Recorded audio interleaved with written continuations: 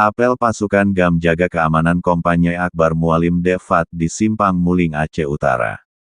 Acara kampanye dilaksanakan pada hari ini Rabu, tanggal 20 November tahun 2024 pukul 14 WIB, dengan tujuan untuk pemenangan calon gubernur dan wakil gubernur Aceh, Mualim Devat serta calon bupati dan wakil bupati Aceh Utara Ayah Wapanyang untuk pilkada tanggal 27 November tahun 2024. Menurut pantauan, banyak elemen masyarakat mulai datang dan untuk meramaikan acara kampanye Akbar terbuka calon gubernur Aceh dan calon bupati Aceh Utara, juga akan hadir beberapa ulama karismatik Aceh. Dalam kampanye Akbar tersebut ikut menghadirkan para tokoh Aceh untuk berorasi sebagai juru kampanye, Jurkam.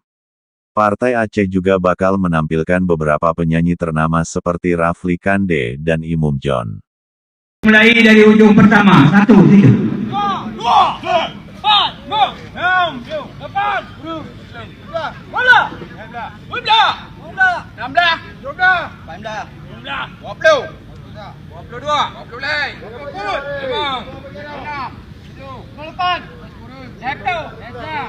26, 27, 28, 29, 30,